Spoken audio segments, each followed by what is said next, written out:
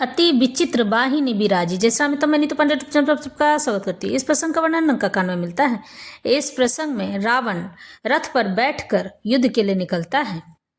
अति विचित्र वाहिनी बिराजी, वीर बसंत सेन जनु साजी, चलत कटक दिग सिंदूर डगही, चुमित पयोधि कुधर डगमगही, उठी रेणु रवि गयउ छपाई, मरुत थकित वसुधा अकुलाई, पनव निशान घोर रव बाजही, प्रलय समय के घंजनु गाजही, भेरी न फीरी बाज सहनाई, मारु राग सुबट सुखदाई, केरी नाद वीर सब करही, निज निज बल पौरुष उच्चरही, कहई दसानन सुनहु सुभट्टा, मर्दहु भालु कपिन के ठट्टा, हौ मारे धूप दो भाई, अस कहे सन्मुख फौज रंगाई, यस सुधि सकल कपिन जब पाई, धाय करी रघुवीर दोहाई, धाय विशाल कराल मरकट भालू काल समानते, मानहु सपच ओढ़ाही, भूधर बृंद नाना बांधते, नख दसन शैल महाद्रुमा युद्ध सबल, संक न मानही, जय राम रावण मत गज,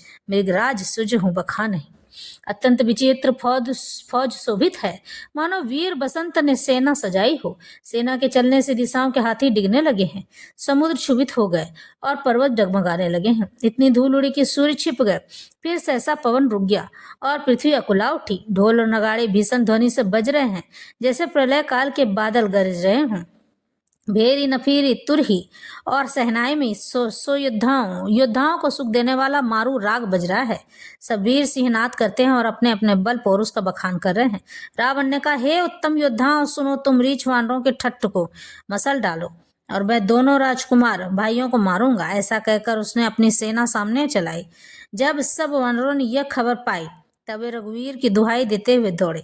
वे विशाल और काल के समान कराल वानर भालू दौड़े, मानो पंख वाले पर्वतों के समूह उड़ रहे हों।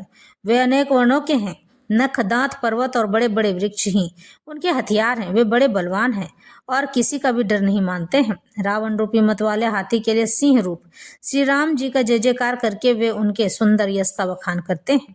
दोनों ओर के योद्धा जय जयकार करके अपनी अपनी जोड़ी जान चुनकर इधर रघुनाथ जी का और उधर रावण का बखान करके परस्पर भिड़ गए हैं। रावण को रथ पर और रघुवीर को बिना रथ के देखकर विभीषण अधीर हो गए। प्रेम अधिक होने से उनके मन में संदेह हो गया कि वे बिना रथ के रावण को कैसे जीत सकेंगे। श्री राम जी के चरणों की वंदना करके वे स्नेह पूर्वक कहने लगे, हे नाथ, आपके न रथ है, न तन की रक्षा करने वाला कवच है और न जूते ही हैं। वह बलवान वीर रावण किस प्रकार जीता जाएगा? कृपा निधान श्री राम जी ने कहा, हे सखे सुनो,